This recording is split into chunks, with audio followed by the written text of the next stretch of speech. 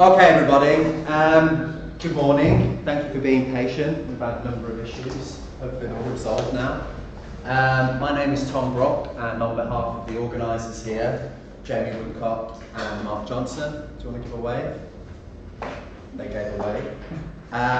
Welcome you to our event on the future of esports.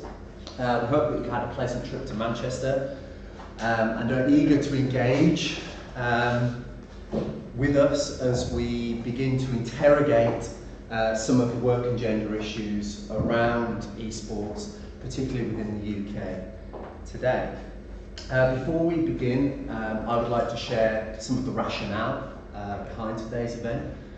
It feels like a while ago now. It was. About 8 months ago, the three of us came together to apply for a modest sum of money from the Sociological review, which Mark is a representative. I'm going to talk to you a little bit about in a minute, to initiate a critical dialogue around some of the issues facing esports today. We are all familiar with the rapid growth of the sector and the glitz and glamour that follows the projected billions in growth. Yet, we suggested, as part of this bid to the Sociological review, that there is a need to problematise the political economy that underwrites the esports industry. This follows players' accounts of their careers and the experiences of exploitation and social exclusion that they report. This suggestion was not only inspired by our own preliminary investigations into the work into esports, but it follows in the work of other sociologists like T.L. Taylor, who have raised questions about the precarious working conditions that young people face in esports today.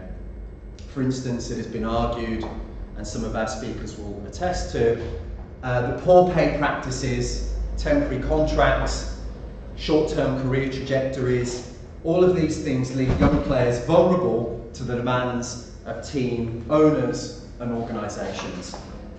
This is in addition to reports of irregular working hours, vicious non-compete clauses, and the uncertainty of constant rotations, roster shuffles, and team extinctions and reformations, which professional players must navigate on a daily basis.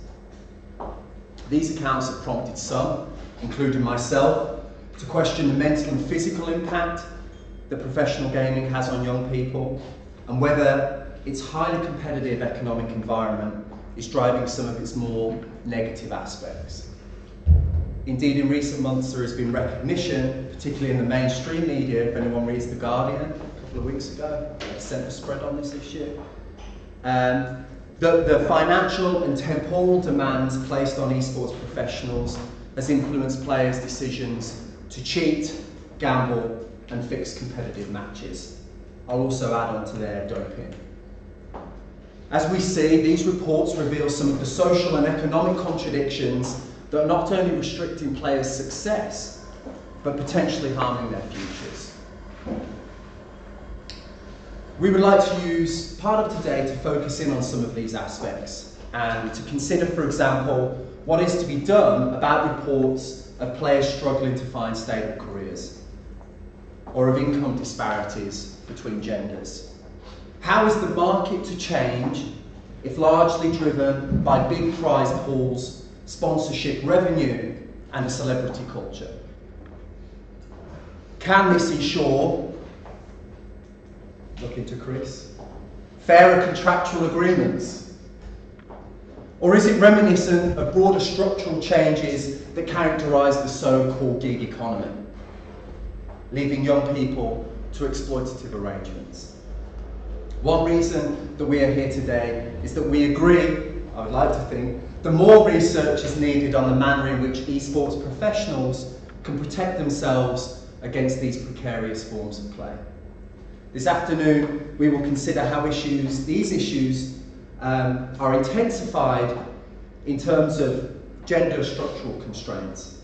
Indeed, preliminary research into women reports that competitive esports environments tend to reproduce hegemonic masculinities, which can leave women often isolated and at a structural disadvantage in terms of employment opportunities. Similarly, feminologies of competitive computer gaming have suggested that sexism and misogyny continue to fuel inequalities in the bodily and emotional labour that women must perform in comparison to men. This includes not only training for more hours, often for less pay, but also needing to navigate harassment and emotional abuse daily. What is to be done then about the toxicity within gaming spaces, as well as reports that comparatively females find it difficult to secure positions within elite tier tournaments. To help us navigate some of these questions, we are very fortunate to have with us today representatives from Women in Games, Sheridan's Media Law Firm, the British Esports Association, as well as academics from the Universities of Manchester, LSE, Goldsmiths, MMU, UE, King's College London and Sheffield Hallam. The day is going to be split into 3 sessions. In the morning, we're going to hear about the developments that provide different pathways for players to better navigate the esports industry, as well as the current state of player contracts and labour conditions and how these might change. Then we're going to break for an early lunch around about 12 PM and return this afternoon to explore some of the methodological challenges of research in esports careers, as well as consider some of the economic and moral concerns that follow from celebrity video game streaming. This will take us to a break around mid-afternoon, and then in the final session of the day, we're going to explore gender issues within esports and the games industry more generally. Unfortunately, Carly Morgan, who will talk about gender performativity in and around Twitch, can't join us in person, but we intend to Skype in her presentation. Unfortunately as well, Rob Black, just at the last minute, is cancelled due to ill health. But bear with us, there might be some technical issues with trying to Skype Carly from Japan. That's pretty much everything from me, but before I pass you over to Mark, may I say thank you for our speakers for agreeing to attend today, my co-organisers for helping me put together this, particularly the technological issues of live streaming, and for everybody here for engaging in what I hope to be an exciting day of frank but fair discussions around the future of esports. Okay, Mark? Yeah, brilliant. I'm just going to say a few words from the Sociological Review. Yeah, so the event is funded by the Sociological Review Foundation, which is tied to the Sociological Review, the journal. We're Britain's oldest sociology journal, having been publishing since 1907. There's an awful lot of fantastic, interesting stuff in our archive. And a few years ago, we re-established ourselves as a charity with the charitable mission of promoting sociological thought, sociological ideas in the broadest sense of the term, which covers a lot of adjacent disciplines like anthropology. And this event is a very Sociological Review kind of event. It's pushing the frontiers of a new emerging issue. And the seminar competition, which this was funded under, runs every year. And the new one should be out in September this year. So I'd encourage you all to think about applying. You can find out more on the sociologicalreview.com, our website, or through our social media on @theSocReview. We're also on Instagram and Facebook under the same terminology. We do quite a lot of other stuff as well. So we have an early career researcher conference funding competition that runs every year, which gives up to £1,000 for unfunded ECRs to attend a conference of their choice. We have a lot of publications through the website. We run an annual lecture, we run training workshops for ECRs. And so I'd really encourage you to keep track of what we're doing, and I'll be live tweeting a little bit throughout the day until my phone runs out of battery because I forgot my charger. And if you are live tweeting from the event, if you could maybe tag @theSocReview as well, and so we can try and get a conversation going about these issues. And it'd be interesting to see how this connects to the live streaming on Twitch as well. Because one of the things we're very keen on is pushing the boundaries about how we can use digital technology to communicate academic ideas. And I think today is a really interesting example of that. So I'll also be talking later, but that's my spiel as the SOC Review representative finished. Thanks. Cheers, Mark. Okay, so first up, we're going to have Jamie Woodcock, and he's going to talk about labour professionalisation and esports. And me and you are going to do a switch, yeah?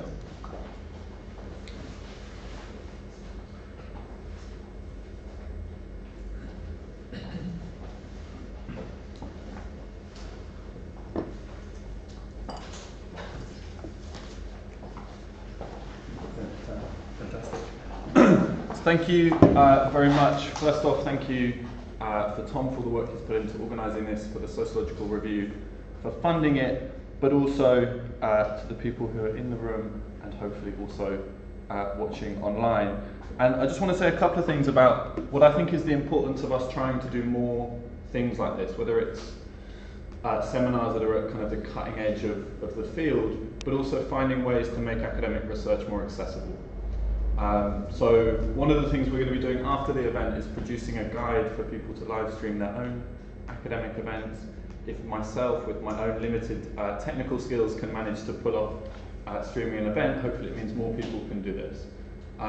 Because, you know, not everybody can make it to a seminar, not everybody can travel, not everybody can take time off work. So hopefully bear with us with some of the technical issues, but this is something that we think as academics is politically important to be able to get our, you know, the ideas that are being talked about out there.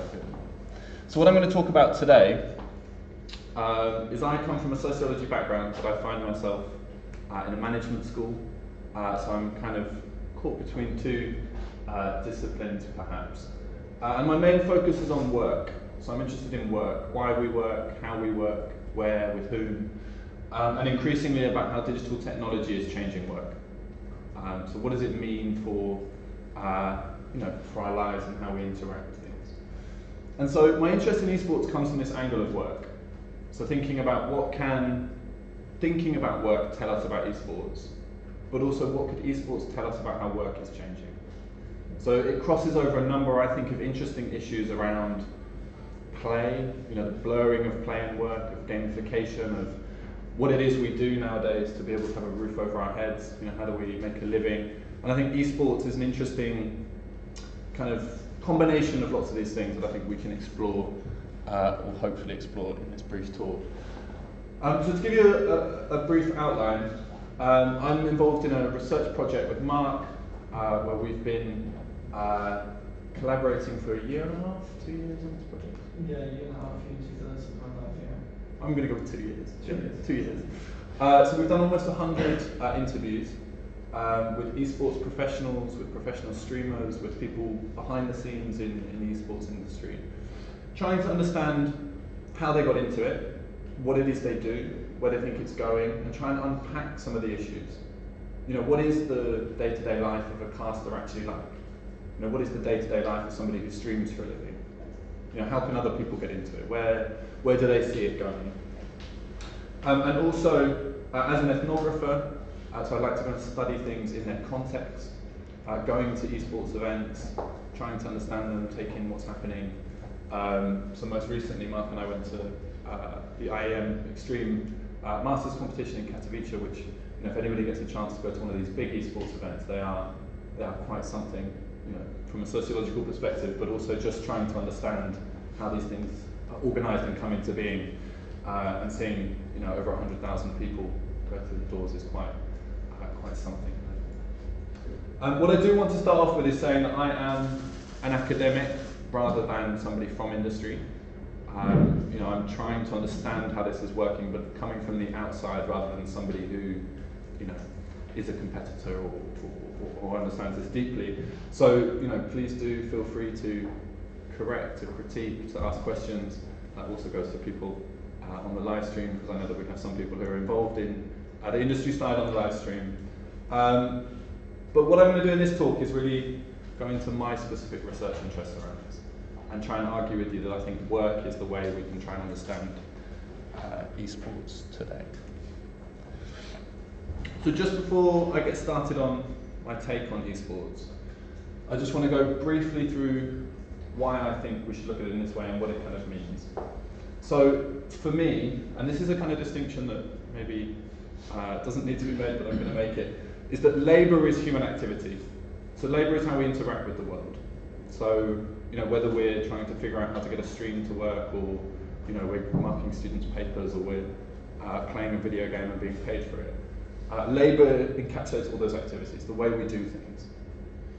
It becomes work when labour is directed by others. So when you sold your time to somebody else, you know, somebody else is telling you what to do, there are expectations on how you labour. And I think this is key to understanding society, the way in which we're able to meet our needs and the way in which those are directed by the people. And so for me, the important questions are, why do we work? Why do we go to work? How do we work when we go to work? Where do we work? Who do we work with? Who do we work for? And so through this, I think we can unpick esports as a phenomenon to try and understand who's working for who, who's benefiting, who might be losing out, who's working for free, who's being paid. And it's through that lens that I think we can say some interesting things about esports. And part of the reason I'm interested in this is, if you think about it, if you are to play an esports game, if you're going to try and compete or you're going to try and practice, the moment you turn the computer on and load up the game, you start playing, it already relies on a huge network of different kinds of labour. So the game has to be produced somehow, the equipment has to be produced, there has to be power and infrastructure. All of these things are required in order for you to play a game. And so it rests on different kinds of labour that I would say are becoming kind of typical of the period we're in. Mixtures of industrial labour of different kinds, of digital labour, that all have to come together in just the right way for you to play a game of League of Legends or CSGO. But your act of playing also becomes part of the game. So the player themselves becomes part of the game. Multiplayer games are not fun on your own. The community itself becomes part of the reason why these things happen. And so what I want to try and unpick is, what happens to the act of playing by professionals? What does that become? Does it become part of the game? How does it enter into the ecosystem? And so what I want to do is talk about two kinds of esports.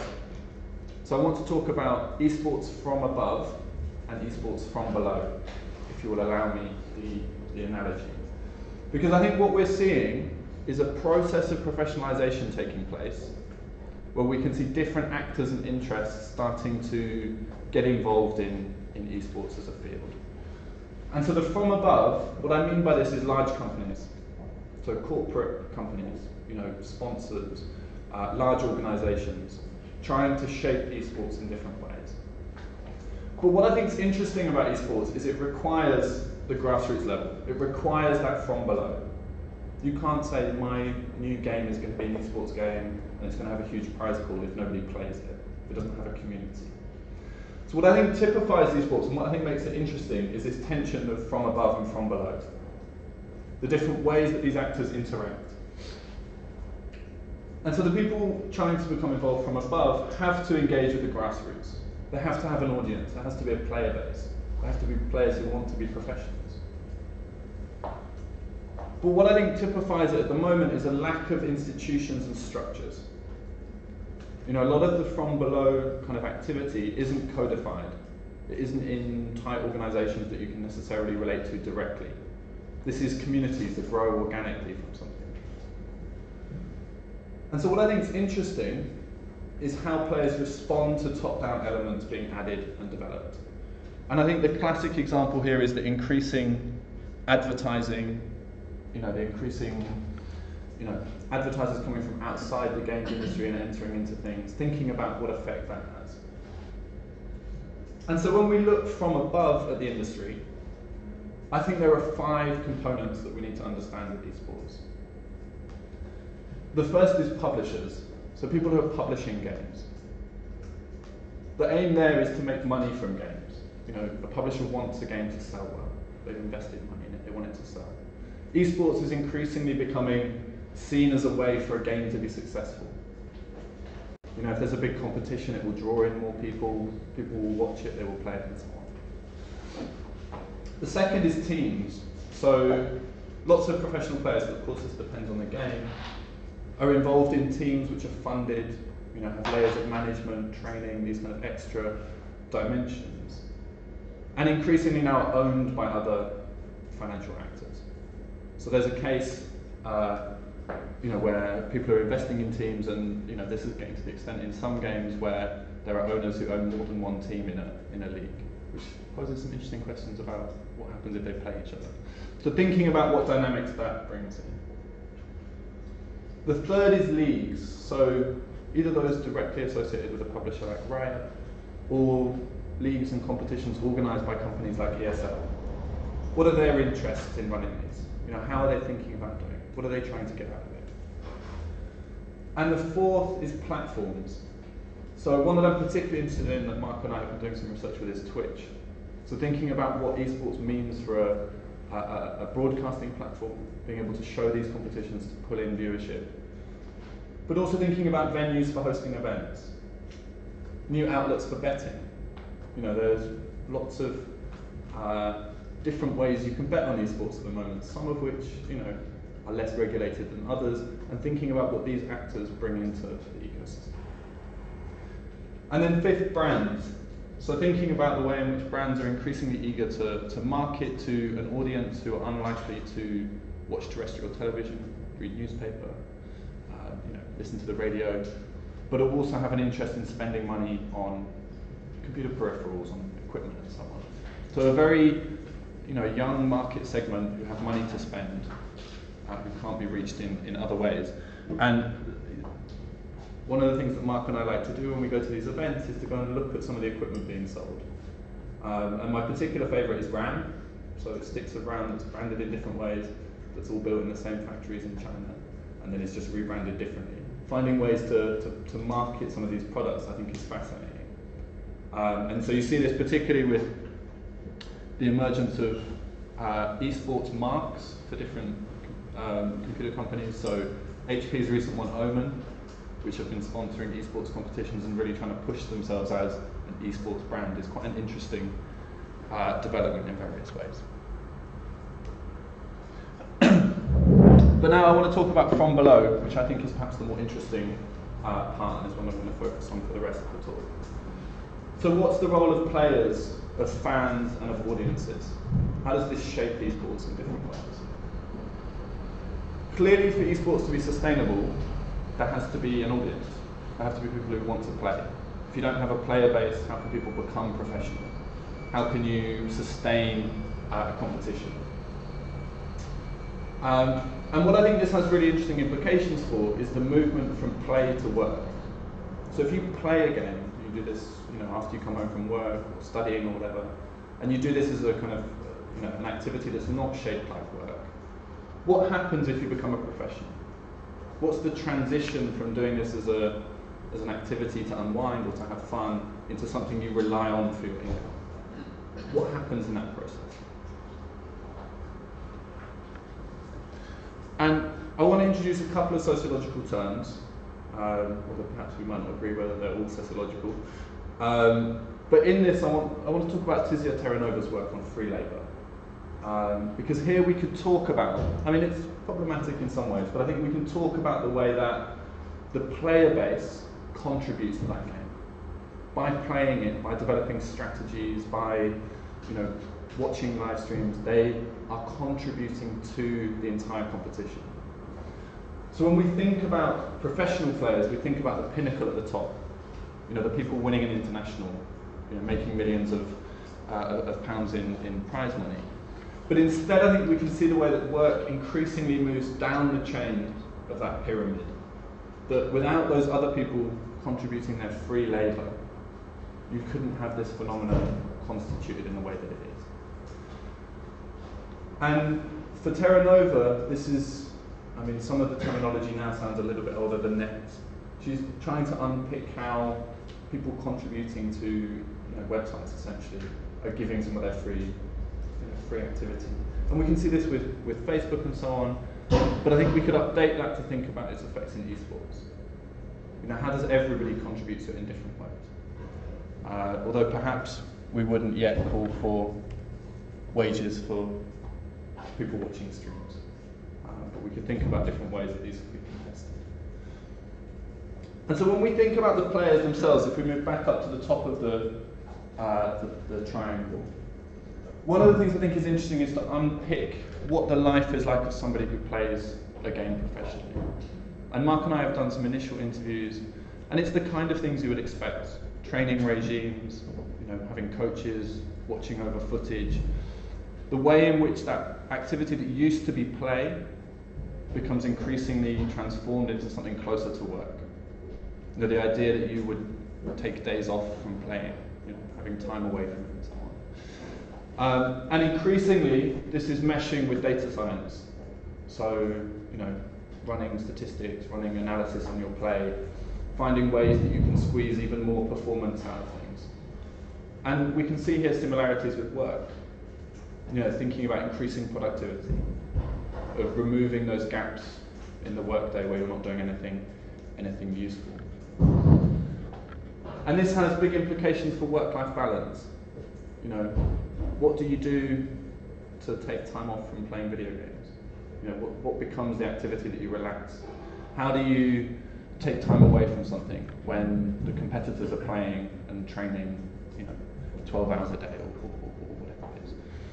And I think one of the issues with this increasingly is the use of team houses and people going to live together and practice together. How do you take time away from that? How do you find that work-life balance? I'm not going to say anything particularly about contracts. I'm going to leave that for Chris. But thinking about these formalising processes, I think often there's a risk of looking at traditional sports and saying, this is the model by which we could organise things. And that misses out on the opportunity to do things differently. And I think particularly when we look at traditional sports, there are lots of lessons we probably don't want to learn. To create the kind of situation we have in modern football, for example, there are lessons there that we can take away some bad lessons for how formalising and professionalising has taken place. But the next thing that I want to introduce, to think about the labour of people who are professional gamers, is to think about this as a kind of immaterial labour. So Lazzarato, who's an Italian theorist, talks about immaterial labour as that which is defined as the labour that produces the informational and cultural content of the commodity being something that's bought or sold. And if we go back to what I talked about at the beginning, the different kinds of labour involved in video games, this is clearly material in some ways. You're pressing keys, you're moving a mouse, you're in the real world. But we can think about what professional players are doing as a kind of new kind of informational labour. So competing, but not just competing, performing. Performing to an audience. Thinking of how they manage themselves as personal brands. Of having relationships with sponsors. Of perhaps live streaming on Twitch when they're not competing so they can build a fan base. Thinking of these different ways that people assemble revenue streams to get by as professional gamers. And when Lazzarato was writing, he was thinking particularly about the cultural industries. So how people produce software or, visual art or these kinds of things. And I think increasingly we should think of esports in this kind of way, that these are performers and that much of their labour is hidden away. We don't see, how much work goes into putting on a performance in an international, for example. We don't know what their daily lives are like. But these are increasingly, these kind of events are being used to sell things to people. To buy that new HP Omen computer that for some reason is turned at a 45-degree angle and has red lights on it. To think about how their labour interacts with large corporations. But I think if we only focus on players, we miss an important part of the ecosystem. So what happens to people when they're no longer professional players? The lifespan is relatively short for a pro career. So what can people go on to do in other ways? And I think some of the obvious ones are casting, so commentating on matches, using that the knowledge and kind of cultural skills that they've developed as a pro player to be able to then commentate back on games. Thinking about the technical and production side, so it's a shame that Rob from ESL isn't here, because ESL is a fascinating organisation for thinking about the different roles that they're developing for putting on events. What do you need to stream a large event? What kind of work has to go on behind the scenes? And for most of us, we would never get a glimpse of that kind of work. You log on to Twitch or something else and you just see the finished product. Behind that are new skill sets being developed. Where does the camera, stream point at different points in the match? What kind of information do you need? You know, how do we ensure everything is smooth and works? Because, you know, some esports fans might criticise you if you get things wrong. You know, there's a real kind of passion about the game, so these things have to be slick and work well. Events organisers like ESL, you know, how do you put on these large events? You know, how do you make sure they work? Thinking about managers, how do you manage a team? What kind of work goes into that? You know, how do you motivate people? How do you find ways to transform play into work in this kind of way? And then coaching. You know, what does it mean to coach somebody? How are these skill sets being developed? But then also thinking about some of the problems of, if you're a pro player in a particular game, is that game going to continue to be popular long term? You know, what's the new game? Can you learn that in the same way? And I think this is a really interesting question for the mainstreaming of esports. So I don't know if anybody watched the recent BBC Three esports competition at Gfinity that they put on TV. It was fascinating because I got a real sense that they were assuming people would watch who had never played Counter-Strike. So they had a section at the beginning where they walked around the screen and told you what was happening. You know, this means this is the map, you know, this is what's happening here. Which is an interesting dynamic. You know, will people who have never played Counter-Strike watch people playing Counter-Strike? You know, I don't play football, but I might watch football. Is there a similar transferal that we can see there? And people are starting to try and make the effort for that. But there are important differences. I could probably explain to you in a few minutes everything you need to know to watch football. How long would it take to explain League of Legends to somebody who's never played? To an extent where they could enjoy and appreciate a final. There's a very different set of technical knowledge that you need to develop. And I think increasingly as these things do become mainstreamed, we'll see them being worked out a bit in practice. But it also means bringing new people in, new audiences. So what I want to finish by saying is that professional gaming has a long history in many ways. Not necessarily with video games, but in the history of, you know, different cultural forms, thinking about different ways that people have been professional. It has a long history, but it's skyrocketed clearly in recent years. You know, who knew that there would be multi-million-pound prizes and people earning a living playing video games? There are continuing and important questions around regulation, formalisation, standardisation. How are these things going to happen? And how long can any competitive game last? You know, will we still be seeing the same games in 5 years, in 10 years? What kind of new games might appear? What happens to those who try to reach the top but fail? That pinnacle at the top of esports is very small. What happens to people who spend an early part of their life trying to be a professional and never make it? What happens to not just the people who succeed, but the people who fail? As somebody who teaches at a university, I think about what happens to people who go through that career, that short career, and come out, maybe they haven't been to university, they haven't developed other skills. What happens to people at the end of that process? Can we think about what skills they might have developed and think about how they might succeed in other areas? And then what I want to finish on is thinking about how we can observe a meta competition in esports. That at the moment, esports is in a very interesting phase. Lots of things aren't standardised, they're not formalised.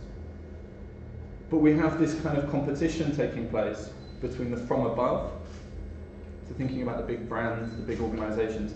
They have a vision for what they would like esports to become. And perhaps between the different actors there, they have different visions. But there's also the from below, the passionate fans, the players, the potential players, the people who are, you know, not so interested in Coca-Cola sponsoring their competition, but want to see their favourite team succeed.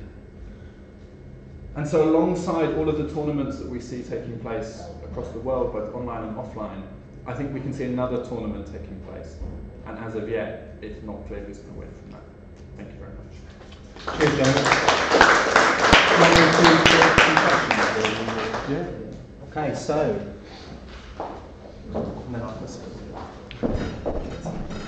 some questions for Jamie. Mark, first. Yeah, it's been quite a specific one. I was really interested in what you said about data science as a performance enhancer. And could you say a little bit more about that? I mean, it just struck me there's a whole, the implications of that development for the economy of esports are really interesting, particularly how that expertise might accumulate and be unevenly distributed. Yeah, so I think this kind of depends on the game in lots of ways, but it's now quite established that you will, analyse the data that's generated by your gameplay quite extensively, and I think there are some interesting similarities here with Formula One. So Formula One, although it looks like it's about people racing cars, it's really a numbers game about crunching data and eking out tiny performance increases. And I think lots of the things from Formula One have been learned both in the workplace, how measuring in that kind of huge detail can increase performance, but I think increasingly now in esports too. And so in common practice to go back over your recordings of games to look at the different points where advantages were made or lost.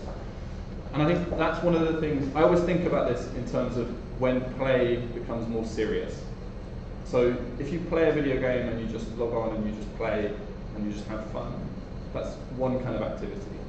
When you start thinking about your own practice, looking over a game that you've played, you're starting to formalise and kind of, think about that activity in a different way. So those steps already happen. When people are trying to become better at a particular game, they think about their own practice, they reflect on it. When you're in a team that people have invested millions of pounds in, you can afford data scientists and the whole, much more robust way of doing it. But do they work, I guess I'm asking, is it more like a kind of mathematicized coaching than a performance enhancing drug? Are the data scientists working with people in a one-on-one, very focused way? Or are there abstract generalizations of the very fact of having a data scientist who understands the architecture of a game can create competitive advantage for anyone? They're both metaphors, but I saw two possibilities. I think both are likely to be happening. I think if you can eke any advantage out when there's millions of pounds at stake, you'll find a way to do that. But I think there's also the more general, the kind of formalisation of training. So, going back over, looking frame by frame where you went wrong, finding out where the match tipped in a certain direction or not, is also part of it. It's fascinating.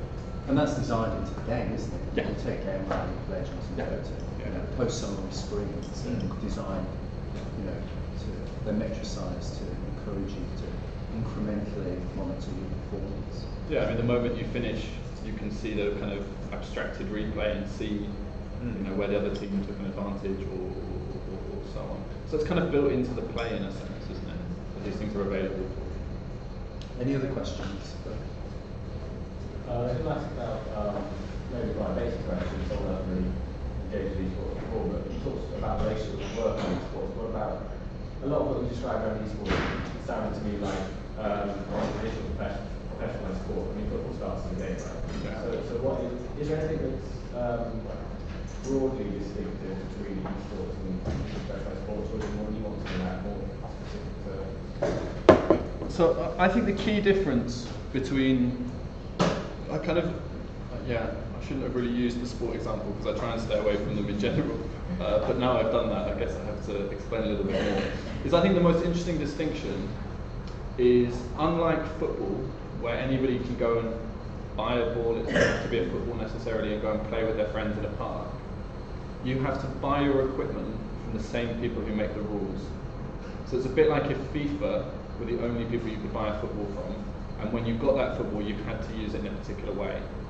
And so esports is entirely proprietary, which I think makes it very different. And I think one of the examples you can see of this is when games are patched, that might make one character suddenly less useful than another. If you've built your career around being good at that character, you have no recourse. And so there's a kind of interesting dynamic, which means it's already tied into work a lot closer, I think.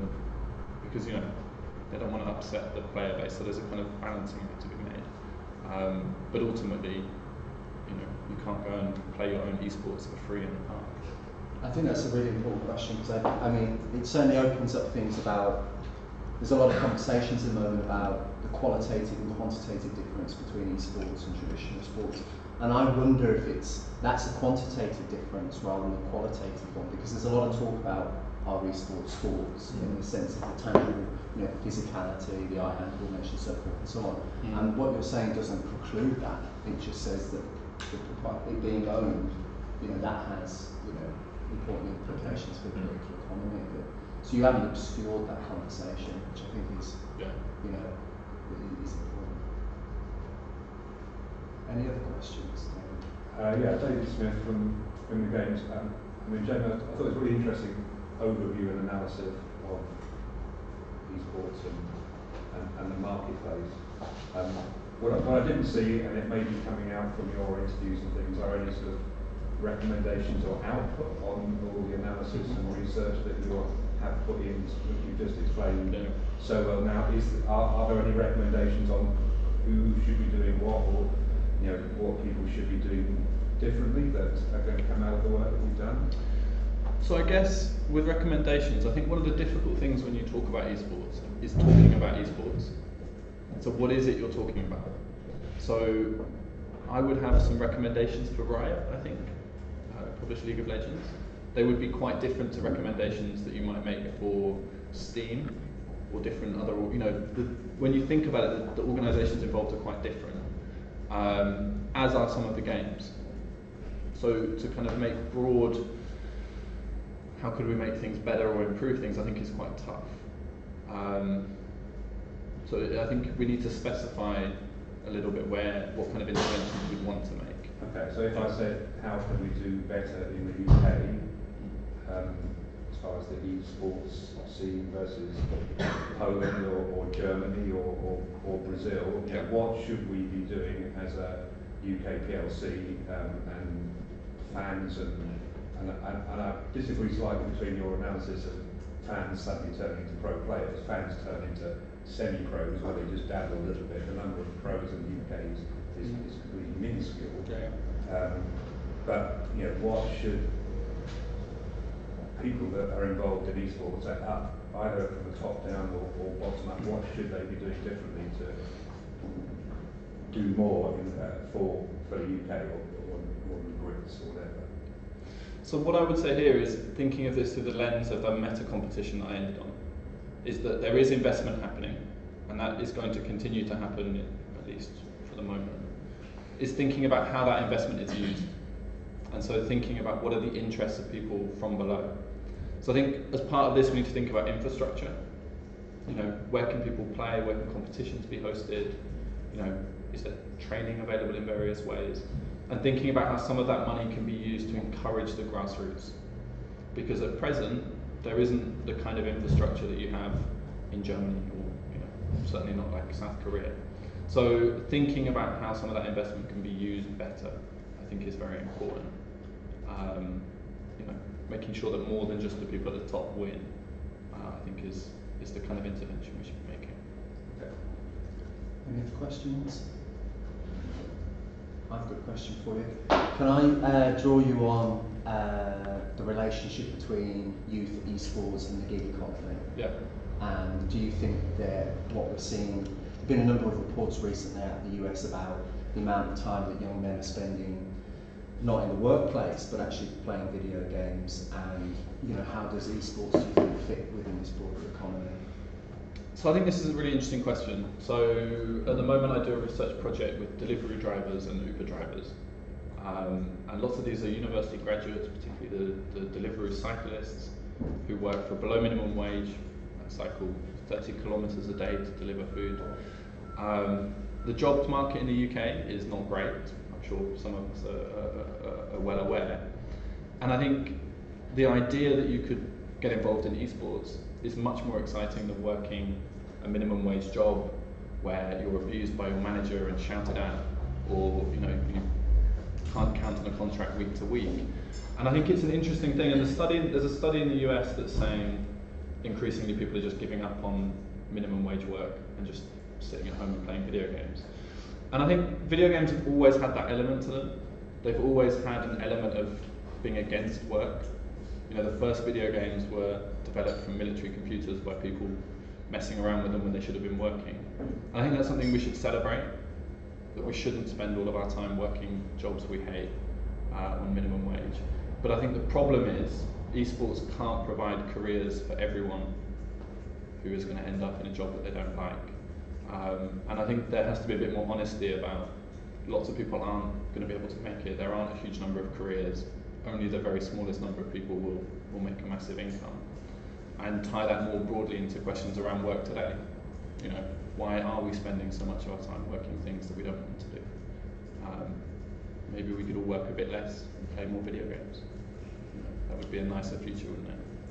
I think it's an interesting question, you know, an interesting issue there, because well, you can draw in, you know, like the fragmented, you know, the uncertain nature of the contemporary economy is for young people that, oh right, okay, well what I can do is maybe try and make a little bit of money off selling loot boxes in player-unknown battlegrounds, or some skins in Counter-Strike and gambling them on the market. And so what you're seeing is the two are intricately connected. Betting on esports being another way of potentially augmenting one's salary or income, you know, in this economy. I think it's important. Any other questions for Paul? Yeah. Okay, so full disclosure myself, we actually work with Gfinity, and sort of below what's broadcast on BBC Three at the moment, there's a whole sort of Challenger series, which is about sort of taking novices and newcomers up to becoming professional players. Do you think that's an important part in the transition from sort of play to work? Do you think that's a template for going forwards? Yeah, absolutely. I think the more routes that can be available to people, the better. Because when you speak to perhaps older ex-pro players who now do other jobs, in the interviews that Mark and I have done, the answer to how did you end up doing this is, it was an accident. I don't know how it happened. I fell into it, I love it, and I managed to be successful. That's not a great model for thinking about how new people can get involved. If the advice you can give is, I was just lucky. So I think the more we can open up those channels to people, and I think particularly understanding the other roles involved. You know, maybe you're not going to be a pro player, but maybe you can use your passion to think about the technical setup for how these events are run. And so thinking about ways that, you know, people can see that as a career option, I think is really important. Yeah. But it sounds like a great project. Yeah, it's interesting stuff. Right, nice to see you. So I think it's kind of ties into what was on schedule later today, but I want to raise it anyway. You present a very comprehensive structure approach, but me personally, I'm more into the stronger approach to doing things. So what kind of thing you want to see from this end to complement this more structured top-down approach? So I think whenever we look at things like this, when there are relationships like this, there are tensions. And I think at present it's much easier to sketch out the from above. You know, partly because companies are promoting themselves, so it's quite easy to find out who's involved. I think the difficulty is trying to tap into what's happening on a grassroots level. And I think methodologically, that's really challenging. And you know, good luck to the speakers this afternoon who are going to explain to us how methodologically we're going to do this. But I would say that, you know, I'm trained as an ethnographer, and I do interviews and you know, observation, those kind of things are the methods that I like. Is how we're going to reach those people. We'll go to an event, talk to people, try and understand it, interview people. I think if people are interested in understanding esports from a research perspective, you just need to get involved, because that's where you'll find that bottom-up approach. And sometimes it will be complicated and won't be quite what you expect, and might be toxic in some games, but it's still worth trying to understand and unkick. Yeah, and just to chip in there, I wouldn't say that the two positions are mutually exclusive either. I mean, I think you can appreciate, and this is something that I've written about, I mean, you can appreciate the craft that goes into playing a video game well. That doesn't necessarily mean it can't be located within a broader political economy by which some people make more money out of some people than others. So I think it's about actually trying to find those connections between the micro and macro in that space, probably looking at the meso kind of networks that, you know, take place within it. The reason I raise this question is because it's more often to see fractures between those two approaches rather than the ways to reconcile difference. So it's kind of, that's why I want to put this. I mean, I guess I would say that my background studying work is about studying people who actually do the work. So I think that's the important place to start from. It's who's actually doing this work. The difficulty is lots of it's invisible in esports. So you have to kind of start from above in order to get from below and then work your way back up. But perhaps we're becoming we're going to get somewhat social theory. somewhat sociological. But yeah, I would say that the key is understanding without the people who play and who work in the industry, there is no industry. So that's how we have to understand it from that perspective. Okay, thank you very much, Jamie.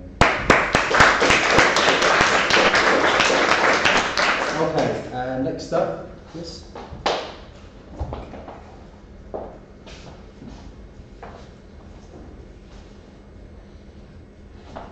Chris is going to talk to us about player contracts. Is that right, Chris?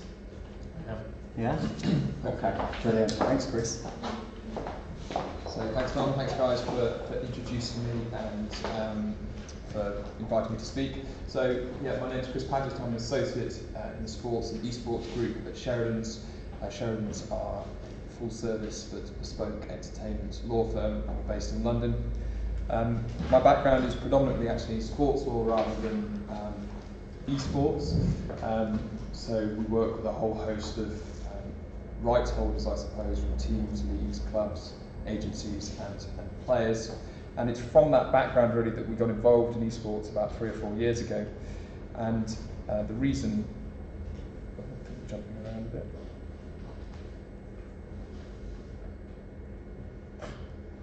Not quite sure how. And the reason we got involved is we've got within the firm the largest, I think I might say the largest private practice computer games department in Europe. So the fit between what I was doing on the sports level and what my firm was doing on the computer games level, esports was almost that perfect fit. We kind of validated each other. The sports team understood the regulatory and commercial structures in and around elite competition, and the computer games guys understood the computer games world. And it was from that really that the work developed, and like I say, it's been about 3 or 4 years since we've been doing it. Within the esports space, we work effectively across the whole of the industry, from teams, leagues, event organisers, brands, both endemic and non-endemic.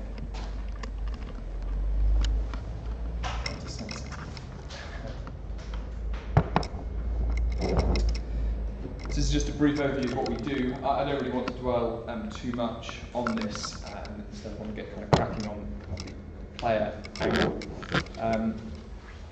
Really, in terms of broad structure, what I want to look at today is to try and place esports and professional esports contracts within the wider esports ecosystem. Briefly consider the importance of player contracts within the ecosystem as it stands now and as it's projected to develop over the next kind of 5 years or so, and then finally turn to the agreement itself and have a look at some of the, I suppose, thematic areas that you would expect to see in a player contract, and discuss some of the kind of commercial areas that you may see some negotiation or some form of push and pull between the teams and the players. Is there a way I can stop it jumping? It keeps jumping back and forward each time. I don't know, light fingers. Yeah. Okay, so the numbers in esports are well documented. I'm sure we've all kind of seen them. Specialists kind of highlight a figure of 1.5 billion market by 2020. I don't want to spend too much time considering these elements, but really to say that firstly, I think the figure should be approached with a certain amount of scepticism. For a start, quite how you value a whole industry, which is made up of many component parts, I think is difficult. I'm not sure there's been a real methodology into how that's been done. But what is interesting from my perspective is taking aside what the headline figure is. In the 3 or 4 years that we've been working in the space, there's been this figure of 1.5 has kept increasing. It started at about 700,000 projection and it keeps going up. But what we're also seeing is that the actual figures for the gross revenue each year in esports is increasing. So whether the figures themselves are correct, there is no doubt that the market is increasing, and it's increasing and growing quite rapidly. And despite all of the stats and the noise around the industry, there's very little that's spoken about the relationship between the player and the team. And there's not a huge amount of understanding about what goes into a player contract, what's needed in a player contract, why that's needed. And that has potential ramifications both for the teams and for the players themselves. So we've been talking about the kind of developmental pathway into professionalism of esports. Well, if there's not that understanding at the top level, then it's very difficult to educate at the bottom level and working our way through. And it's something that I'll touch on in terms of developmental pathways slightly later on in the talk. So to start with, to try and, I suppose, frame the professionalism of esports within the kind of esports economy as a whole, I think this is quite a useful slide. It's taken from Yuzu, who, as I'm sure many of you know, do the market reports each year. And the thing that struck me immediately, and it's a little bit out of date now in terms of the brands and things that are on there, but what struck me immediately was the fragmentation of that market. So it's very busy, there are a lot of players involved, and it's actually a very difficult market to try and understand from an outsider looking in. There are a lot of stakeholders all competing for space, which is, I suppose, inevitable in a market that is developing very quickly. But this fragmentation leads to a lack of narrative. And that lack of narrative is what we have, and I am going to start using sport analogies only because we're looking at it from a professional, I suppose, athlete angle. But in professional sport, you have all of these stakeholders, but at the very, very centre are the players. And the players are more often than not, and in today's, I would suggest in today's sporting economy, more powerful than the brands that they represent, and indeed probably even the teams that they play for. But at the moment, the players don't even really feature when we talk about the esports economy as a whole. And as I say, I think the reason for that is this lack of narrative in and around professional esports. It's very hard to understand which team plays at which league, at which events. There's no immediate structure. So if you're trying to follow a team or a player, it's very difficult to get that understanding without being totally immersed in it. And I was talking to Jamie before we started.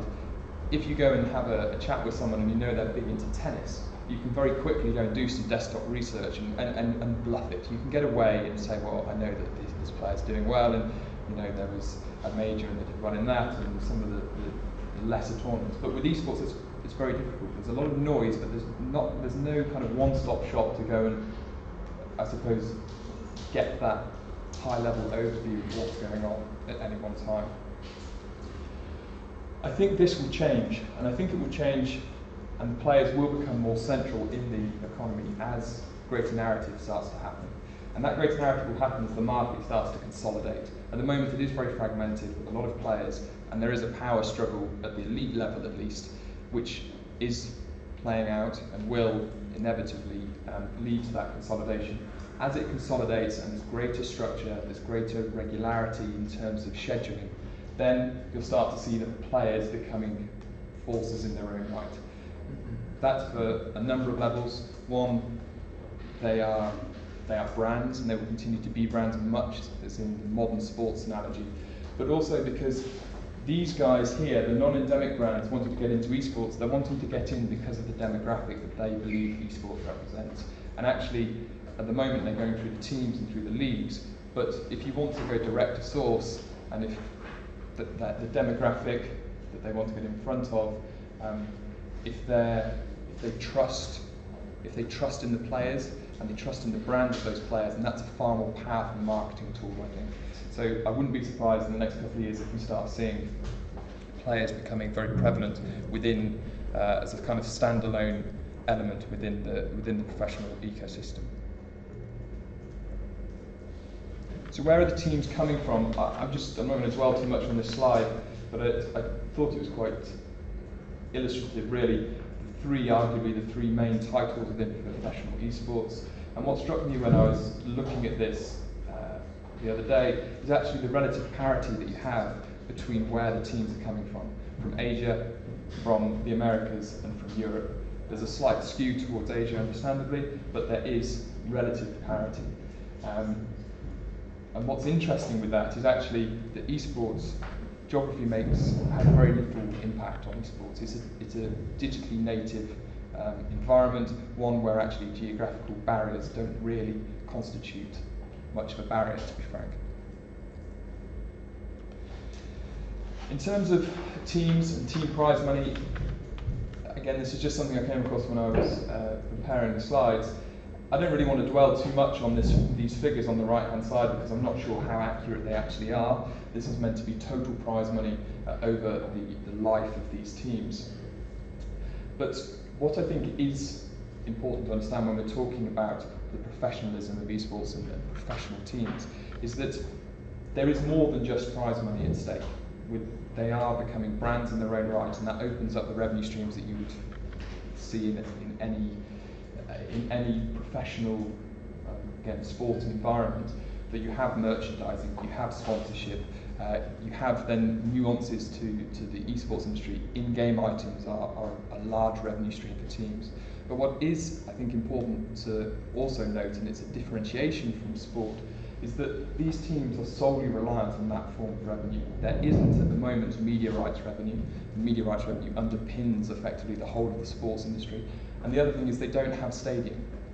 At the moment at least, they are not able to sell tickets and have that constant revenue stream. So the net effect of all of this is that the players become the most valuable asset to a side, to a team. Which is arguably the case in elite sport as well as esports, but it's even more true, I think, in esports. But what's interesting when you consider the esports model is that actually the investment is in the players. The team are desperate to keep hold of those players through whatever means they can in a fragmented market where there are players jumping from team to team. They are investing in those players. They're investing both in terms of salary, but also in terms of developmental, housing, and other costs. But unlike in traditional sports at least, there are no protections for the teams.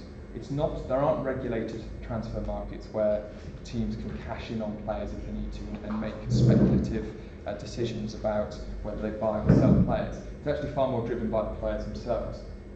And likewise, there's no security in terms of whether a team has a slot in a certain event or a certain competition, and that brings with it inherent risk. And that risk, as we've kind of touched on, affects the whole of the market, but especially the teams and the players within those teams. Because without parachute payments like you might have in football, for example, which try and ease the burden of being relegated so that you can keep it sustainable and you're hopefully able to not, if you do lose your player, you're still able to invest for the future. That doesn't happen at the moment in esports because it's just too fragmented. And likewise, there are no solidarity payments. So if you raise players, you bring them, bring them to the fore, they have potential, and they move on to other clubs or other teams, you don't have any reciprocal arrangement with that team to, I suppose, almost give you the motivation to continue to develop your talent. It becomes a far more short-term, we'll get this player for a short period, and then we'll try and replace him and get another player. And that in itself is not sustainable. But what the teams do need to do, because of this uncertainty, is put barriers, restrictions, prohibitions in place with their players to try and make sure they keep hold of them for as long a period as possible. And I suppose that's the major driver from the team's perspective when they're entering into player contracts. Conversely, from the player's perspective, this is just the highest paid players from last year. It excludes Dota 2 because it warps the figures because of the prize pool is so high. Because you suddenly start getting 1.8, 1.8, 1.8, 1.8. But anyway, and then yeah, that's total player earnings. Again, just from prize money, it doesn't take into account. I don't think it even takes into account prize money they may earn through their teams per se. It's more on an individual basis. It doesn't take account of streaming income or any other forms of commercial revenue. But this is very much the top end of the top 0.0%, 0.01%. It's this figure, I think, which is more illuminating. In 2016, there was total prize money of 95 million US dollars, but actually only 196 players earned more than 100,000. It's reported that the average takeaway from prize money is only 6,500. So with that, you can see that it raises the question of the sustainability of professional esports. People hold themselves out as being professionals, they aspire to be professionals, but actually there's a huge gulf between being successful financially and not. Which to a certain extent is the same as it is within professional and traditional sport, but I think it's even more stark in something like esports, where the players are at a much younger age than you would normally expect to see in say, traditional sport. And there are also obviously horror stories that you read, and they're the ones that come to the fore, I suppose, in the press about players not being paid on time, not being paid at all. And so when we're representing players entering into their player contracts, their main concern is around money, I suppose, or the general financial package, whether that be expenses, remuneration, when they're being paid, how they're being paid, and who's paying them. So if that's the kind of context within which player contracts are situated, we've talked briefly about the kind of the pull and pull factors and what, on a very general level at least, are important to both stakeholders, the team and the player.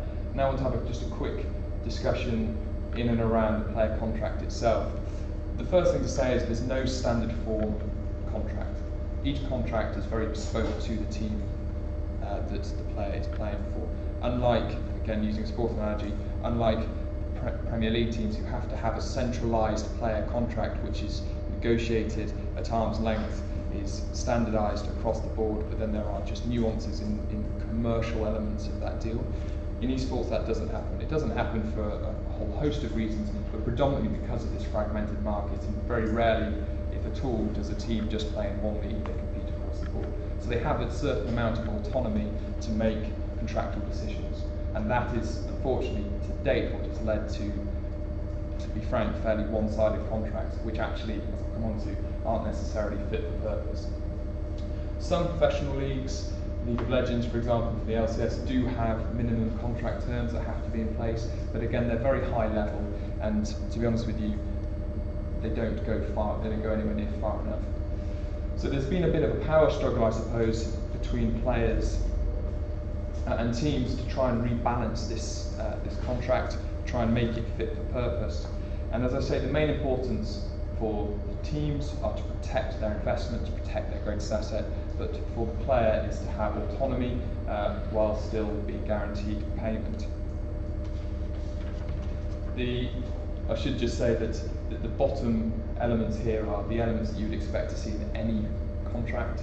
I'm not going to go through all of them because we'd be here forever, and I'm sure I'd bore the pants off you, but rather what I want to do is pick out some of the kind of elements that are either ones that are typically heavily negotiated or are specific to the esports market. The first is the nature of the engagement, how the teams engage their players. Broadly speaking, of course, there are three ways in which you can engage somebody. Engage them as an employee, so it'd be an employment relationship, a worker, which is broadly an employee but with slightly less rights, or a contractor. Industry standard at the moment is for players to be contracted with on a contractor basis. They would usually set up their own services company, and then they would contract through their services company into the team. That has mutual benefit for both sides. For the player, there is arguably a tax advantage because you're being engaged, your company is being engaged, and if you're earning well enough, you can at least leave some of the money in that company. And also for the team, again, there's a tax advantage because there's not an employment relationship, you're not paying national insurance, which actually within the UK at least can be a fairly significant amount. When we're working with teams, at least, and they're trying to structure the way in which they engage their players, these are effectively the three elements that we discussed with them. Tax, are they in a position whereby they can afford to enter into an employment relationship? are they prepared to give up certain, or to give certain statutory rights, which are, of course, required for an employment and working relationship, holiday pay, claims on dismissal, and obviously auto-enrolment. And the third one, which is probably a strange one to put up there, but I'll explain why it's there, is security. So at the moment, the esports market is fragmented. There is a lack of centralised governance. In fact, there's no centralised governance. There's a lack of general regulatory structure in and around the leagues. And so the teams want to keep hold of their players for as long as possible, and they want to have as much control over their players as they possibly can. And in this relationship here, contractor to team, it's very hard to create legally binding forms of security.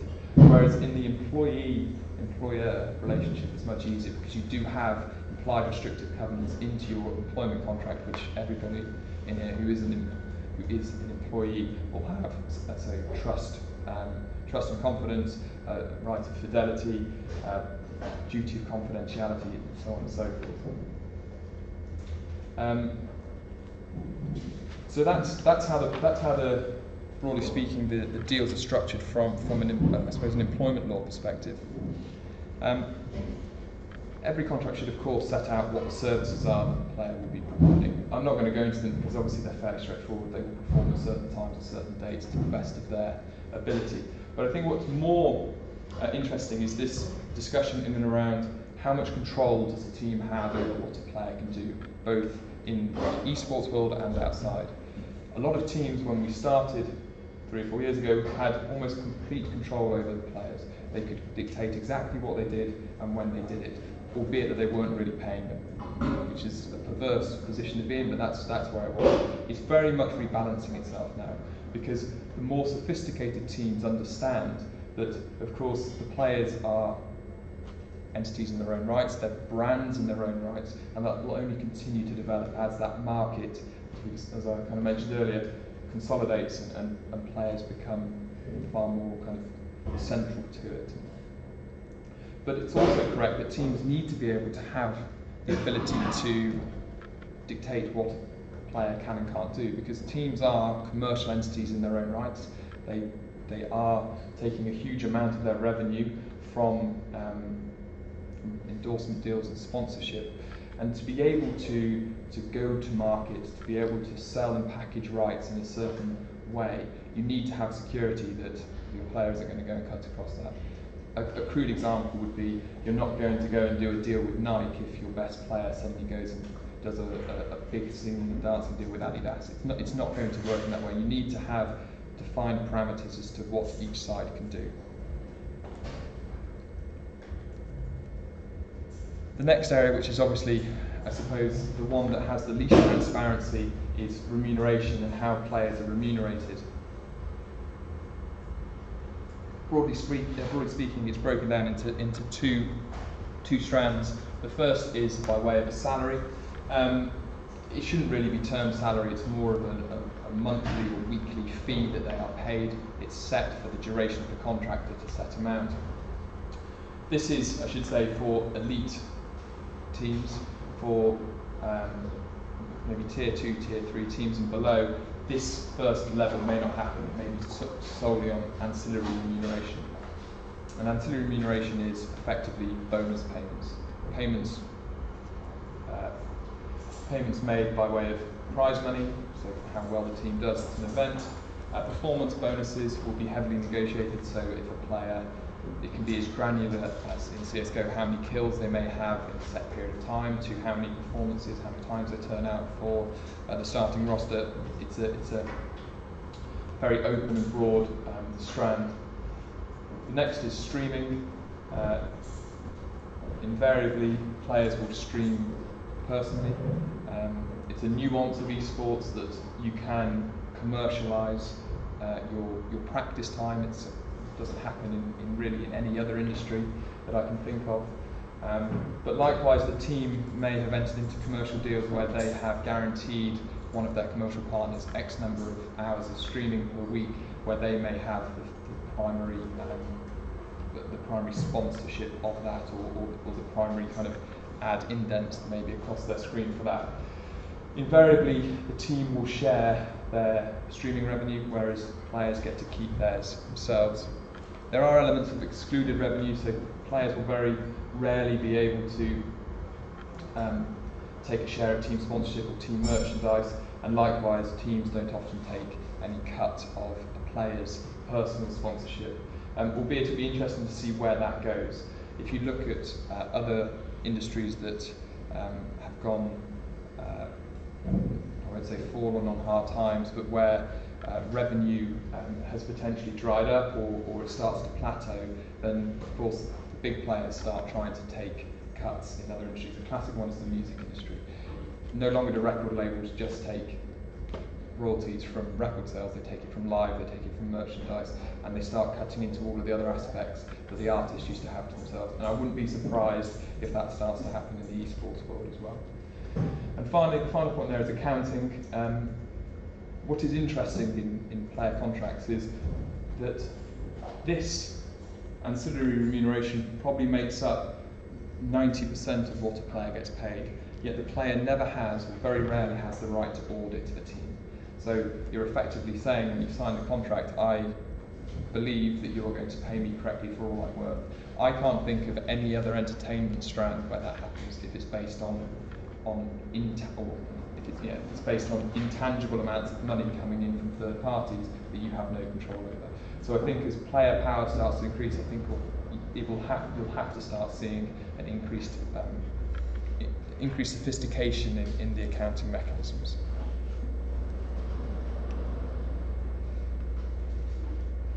So IP, I don't really want to touch too much on the IP today, albeit to say that esports companies are content producers and content platforms in their own right, and it's important within the deal with the player that they have certain rights into the products of the player's services. So whether that be streaming and the ability to utilise those streams, to interviews, to behind the scenes footage, all of that is necessary, and you often see quite a lot of negotiation in and around exactly what the team can use of the player's own inventory. And then we've looked at the main driver for the players is to ensure that they're paid on time, they're paid what they're owed, and likewise from the team's perspective, it's critical for them that they have control over their greatest asset, being their player, and that they are able to a certain extent either prevent, restrict, or profit from a player moving on. Invariably, that's done in two ways. The first is through the use of release clauses. There are also some interesting approaches in relation to image rights. And thirdly, you have the standard post-term restrictions, so non-compete, non-solicitation, and the ability to be able to enforce those. I want to briefly touch on, I've got slides jumping around a bit, I want to briefly touch on release clauses. So unlike in traditional sports where you have a defined transfer market, what you're actually doing when you transfer a player A, so if you buy, I don't know, when Everton bought Rooney from Man United, what they were actually paying for was A, to break that contract, but B, they were paying for the ability to register that player. And it's that registration effectively that you're trading rather than the player. In esports, that doesn't happen. You don't have a registration with a centralised body.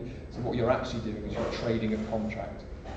And release clauses are one way that teams try and give themselves security.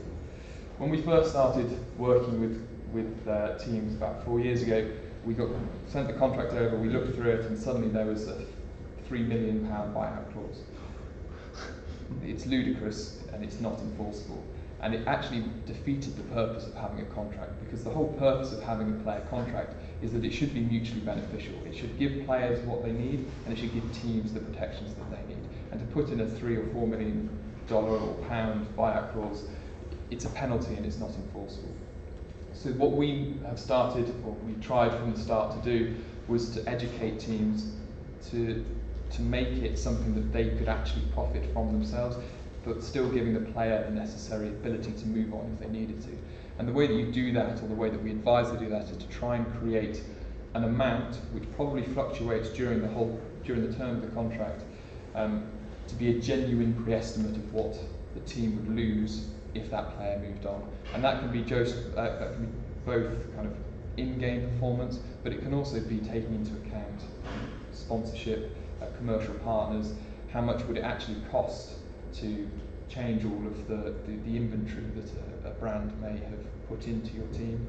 And also, how much did that brand invest in your team because of players X, Y, and Z?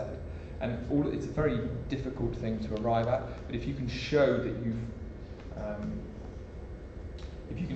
you have put thought into it and you can at least argue why this amount is reasonable, it's far more likely to stand up. And as esports becomes more professional and there are teams taking more legal advice on player transfers, and I've been involved in a handful, then they're the sort of red flags that lawyers would pull up. They say, well, actually, you can't just go and poach that player because you are opening yourselves up to a claim. Of course, there's the issue of enforcing that claim, because there isn't an arbitral body per se within esports that you could look to enforce your rights. You'd have to go through the courts, but it still does provide you with an element of security. The next is image rights. If I can find where they were on my slides. This is, I suppose, something that is completely bespoke to esports. Image rights themselves are not. They are a collection of rights which are personal to any one person. They're not it's not registrable, it's not like copyright or a trademark. It is effectively the ability to use your personal identifiers within a commercial context. So it could be the right to use your name, your likeness, your voice, any other identifier, including trademarks.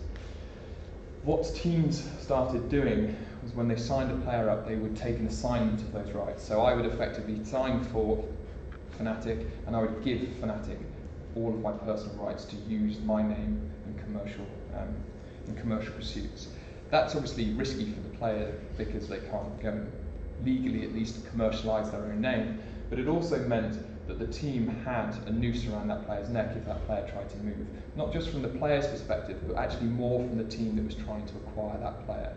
Because the team would look at the contract, although they shouldn't, would look at the player's contract with Team X and would say, well, actually, you don't own the rights to be able to commercialise your name. How can we use you in our own commercial activities to try and further our brand, because we don't own it? Now, the truth is that people didn't look at the contracts and they just moved anyway, but it was just an interesting mechanism to try and keep control. It's also very short-sighted because, firstly, the rights themselves don't necessarily exist, and if they do exist, and HMRC within the football world, for example, do acknowledge them, they are actually taxable. So teams could have got themselves into a bit of a predicament whereby on taking the assignment from the player could get taxed because they're disposing of an asset, and that asset would have to be valued and subject to capital gains tax. And likewise, when the team sends the rights back to the player, if they renegotiated the contract on leaving, then they too could be subject to corporation tax. So it's not something that's going to happen at the moment, but if it keeps happening like this, and the market keeps growing as it's expected to grow, HMRC will inevitably start looking into it because they're always looking for ways to land extra tax. And the last element in terms of security is probably going to have to go all the way through it. I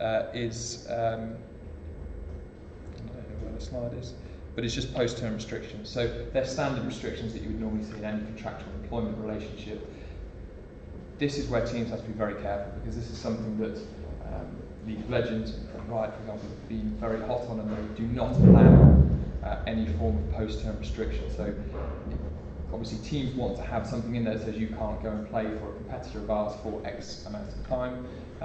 That's now basically defunct and wouldn't be enforceable.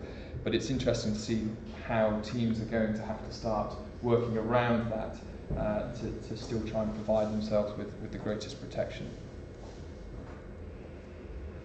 So to kind of wrap up, what does the future hold for professional contracts within esports? Well, I think or just professional esports generally. I think it's very hard to say. It's moving at such a pace. I think if you'd said 16 months ago that a Bundesliga team would buy an esports team, or the Philadelphia 76ers would buy an esports team, I think people would laugh you out of the room. That's happened, and it's going to only continue to happen, especially with the Overwatch League, for example, which is launching at the back end of this year, which is a kind of franchise-based league based on the same regulatory framework as the MLS in the US. That's also very good for sustainability because they're not having promotion relegation. They're trying to build something almost from scratch and then eventually start putting in lower leagues and then having a filtering system. Again, it kind of feeds into that sustainability argument. We'll undoubtedly see increased professionalism and sophistication in esports. I think player power will continue to rise, and we're already seeing the involvement of non-endemic brands, and as those brands get involved, the figures that we're seeing and the ability to become more professional and more sophisticated will rise, but at the same time it will shrink the market. At the moment it's far too fragmented, it's far too disparate. I think we'll begin to see a far more tiering approach to the professional side of esports, and yet, as I say, that kind of consolidated market. So that's pretty much all I had. If you want to get in touch, there are my contact details. Obviously here to answer any questions as well. Hopefully it's been interesting. I'm conscious that I'm a lawyer, and lawyers often go on too long and normally covering a relatively boring topic, but hopefully get something out. Cheers, Chris. Thank you.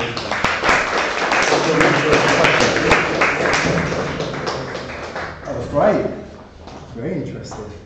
Loads of things going on there. Questions for Chris? David, then. Chris, I just wonder, in your experience, obviously dealing with pro teams, professional teams in leagues in the UK, whether you have any handle on how many teams there are in the UK that actually play in the top leagues and have lawyers putting together professional contracts. I mean, everyone's sort of aware of Fnatic and Team Dignitas as far as the UK is. Are there any others? There are a handful. So 4 or 5 that you would estimate?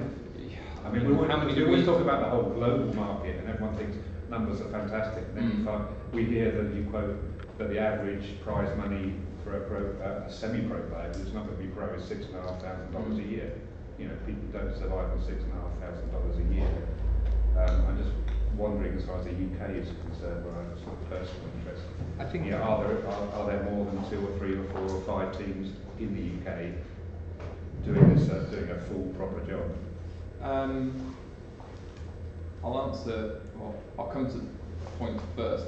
6,500 is a statistic. It's something that you can roll out, and it sounds good in presentations.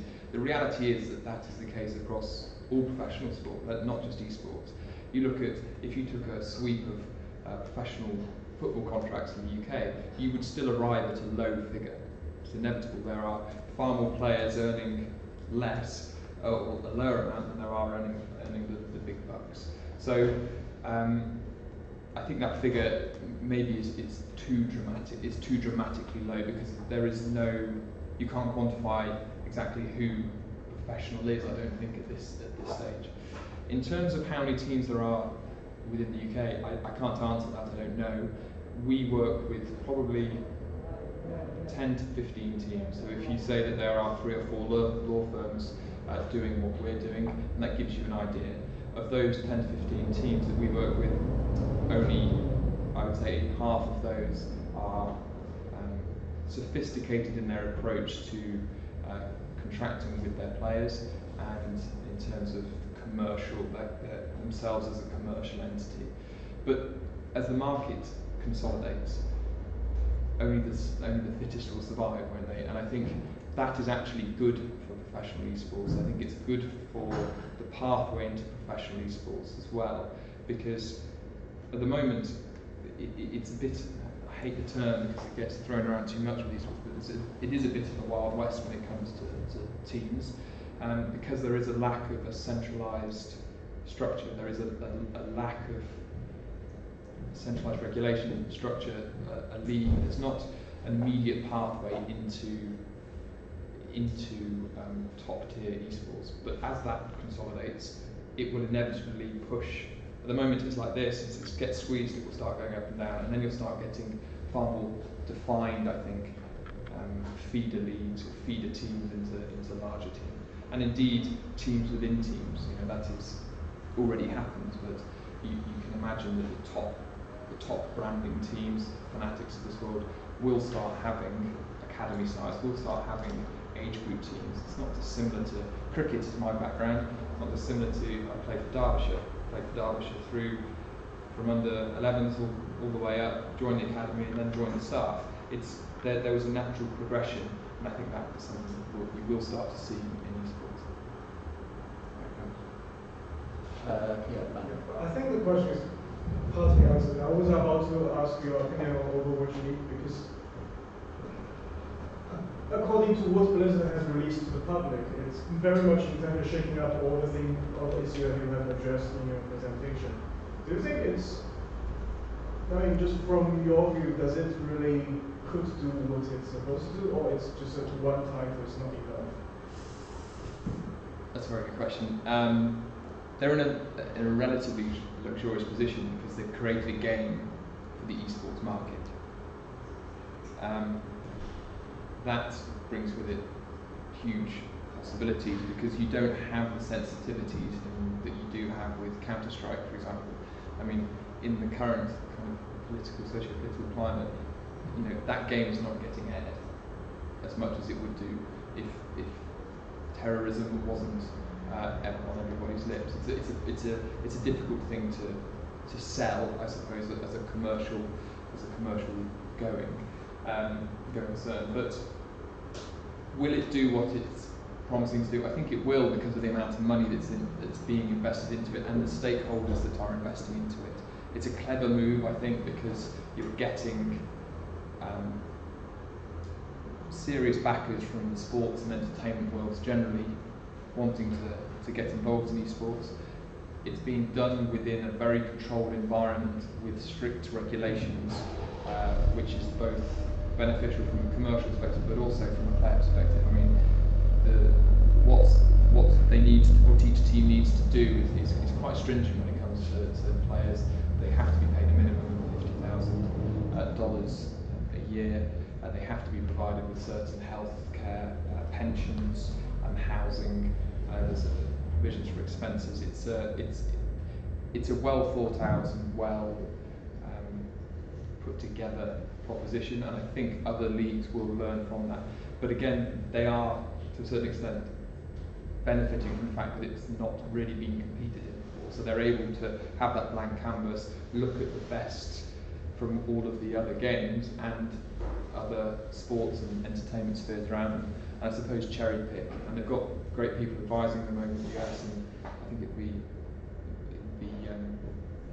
it's an exciting time, I think, for that title, because you can immediately start creating a narrative around it. There are personalities behind the teams that everybody knows. There'll be big players playing for it. There'll be big sponsors and brands involved. It's immediately something that is eye-catching. It's certainly, just to chip in, to take heed of the advice of the chairman of the IOC, recently said that one of the reasons why esports couldn't become part of the Olympics was the failure to deliver strong infrastructure. And it seems that Overwatch and Blizzard are really trying to nail that down in order to secure that. Just a quick follow-up, because why I say that it's too small, because I think in the early exchange we mentioned they only, at this stage, plan for 12 teams. Each team had 12 player maximum, which means 144 people all over the world can enjoy this benefits. I'm just kind of wondering from my perspective that number is enough to push its agenda to create a whole ecosystem. I personally think it is, because you've got the demand at the top, and once you've got, if you garner the interest, and you garner the interest from both fans and from brands and sponsors alike, then you're able to create a far more sustainable model. You need to get the people that are backing those teams to back those teams. You need security, and you need the comfort that this team isn't going to suddenly fall out of the league and be left with nothing. They're creating something which, you know, the MLS model is a strange model in the sense that you don't have promotion and relegation. You know, okay, they have draft systems, which is how they create a narrative, but it's not that competitive a league. My belief is that what they do is, with the Overwatch League, is they will effectively get to a point where they have solidified that as a concept, and then start bringing in leagues below it. And then once you've got the correct regulations and the correct structures in and around it, then you can afford to have promotion relegation, because you can put regulations in place that divvy up a certain amount of centralised revenue to support a team if it goes down, and likewise reward a team if it comes up. And that's how you create a sustainable league. Whether it goes, you know, at the moment we're only talking about very, very elite professional esports, but I don't see why it won't be. I don't see how it can't be franchised around the world, and you have feeder leagues in each country or each major country, and then feed into a wider global league. It's not out of the realms of possibility. It's a long way away, granted, but you've got to start somewhere, and I think they've started in the right vein. Jamie? Yeah, so we have some questions from the stream. So the first is, what about alternative payment methods from sponsors? For example, receiving equipment, or say, for example, a headset instead of cash. From a contractual perspective, what do you think of things like that? It's fine. I mean, it happens in every happens in esports now. It happens in every walk of life, really. You know, you sign a boot deal in football, you might only get 4 pairs of boots to start with. As you become more successful, you get paid more. To enter into a contract, you don't, a bit legally, but to enter into a contract, you don't need it to be money, you just need it to be consideration. And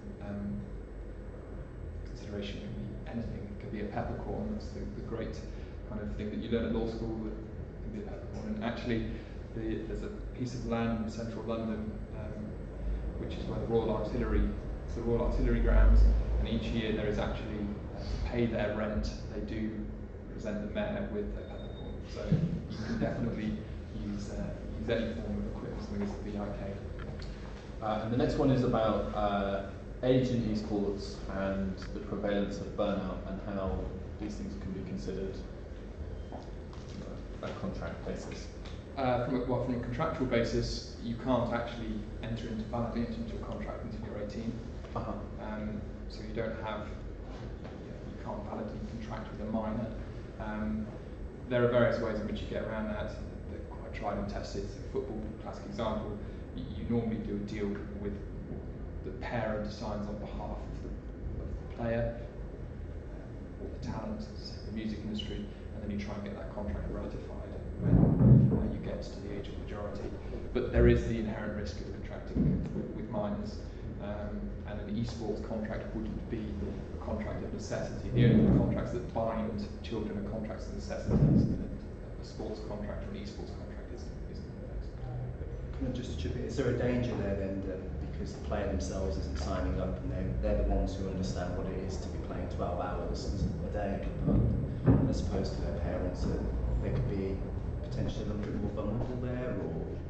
I think that's what the kind of question was trying to ask. Are they vulnerable? Yes, I suppose they are.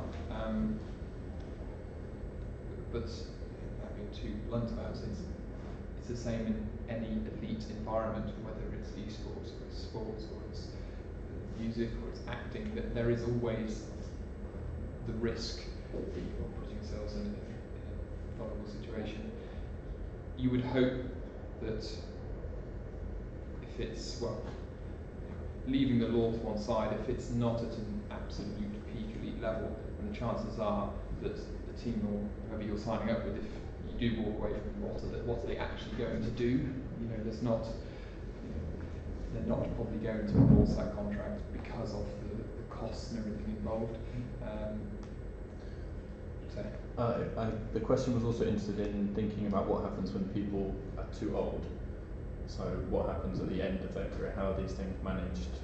At the moment, they're not managed very well at all. But actually, that is the same in professional sport. I mean, that is a massive area that every sport has been working on for years to try and find a way of taking athletes out of the professional environment into the working environment.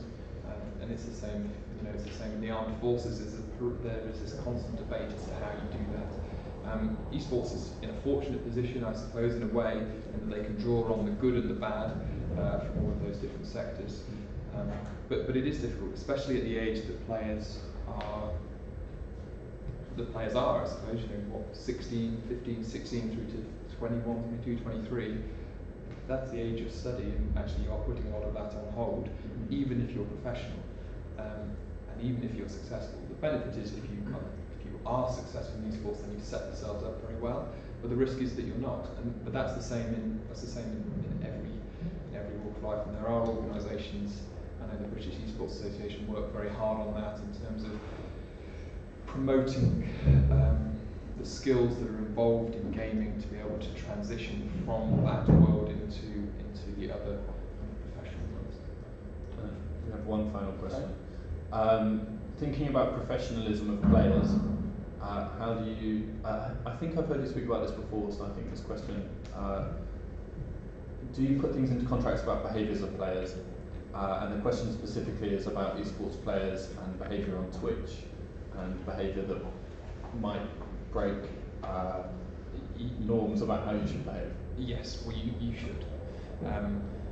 You should, because if you are a team, then you are a brand, and that brand should have guidelines as to how they want to act and they want to be perceived, and the players are very central to that. So absolutely, there are mechanisms within most sophisticated contracts that will state that there will be potential to be fined, to be put on not the starting roster. There are numerous ways in which you can try and protect against that, but practicality is that to do that you need to have a set of guidelines to be able to say what is acceptable and what's not acceptable. It's very difficult to just say you must act in the right way, because what does that actually mean?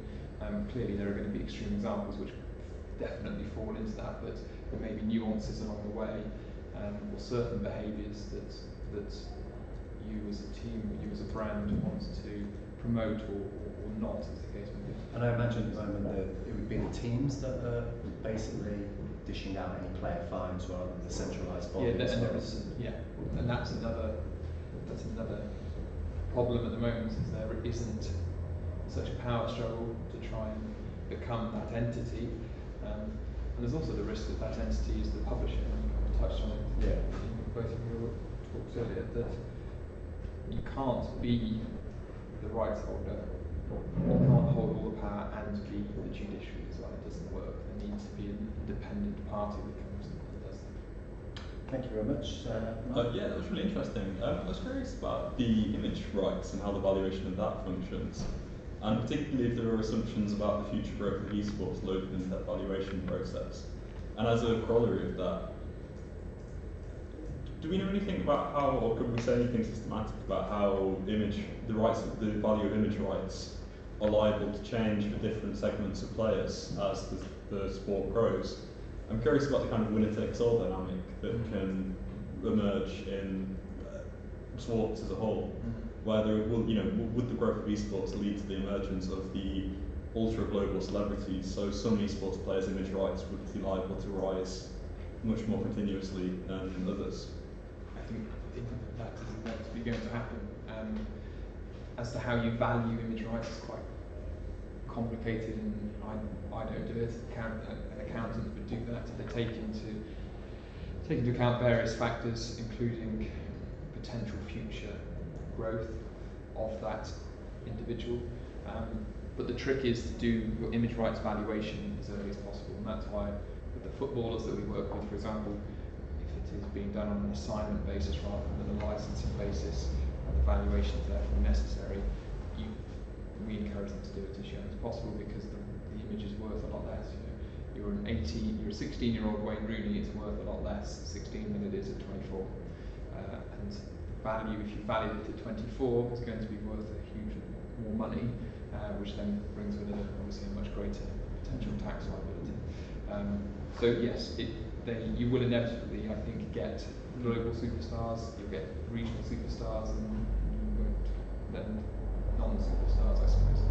I think that's just an inevitability of the elite environment. And it won't always be the best players either, just like it isn't in traditional sport or music or film. It's not always the best at what they do that are the most successful from a commercial perspective. It's they bring something different to the fore, I suppose, or remarkable in a certain area.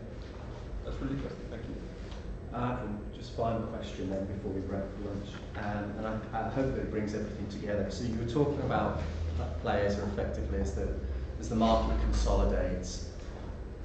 What role do you see for player unions within that? Do you think the market is what's going to do the consolidation, or do you think that, given some of the issues that you've raised, like energy rights, the proprietors also being the judiciary, do you see there's scope for player unions, and do you think that would be important in terms of their ability to negotiate better contracts?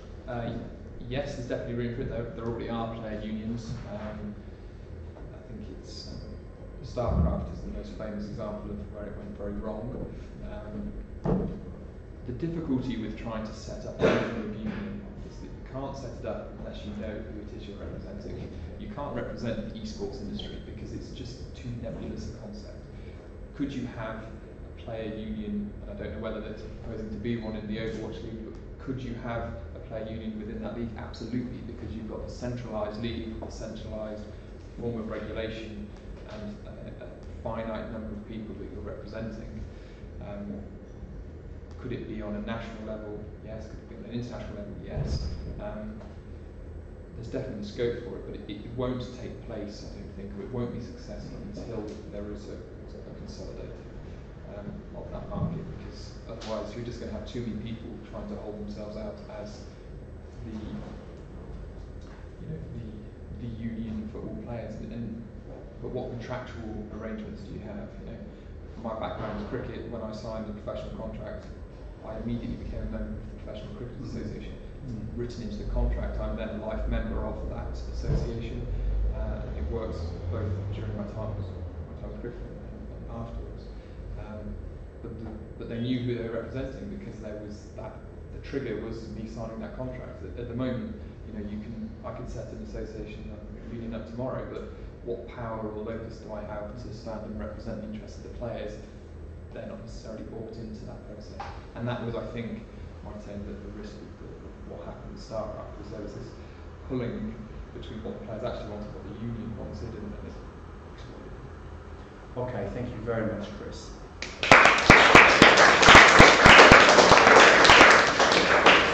Okay, I think we've got about 5 minutes until lunch is served, and then lunch is going to take an hour, and then we'll be back in here around about 1 o'clock.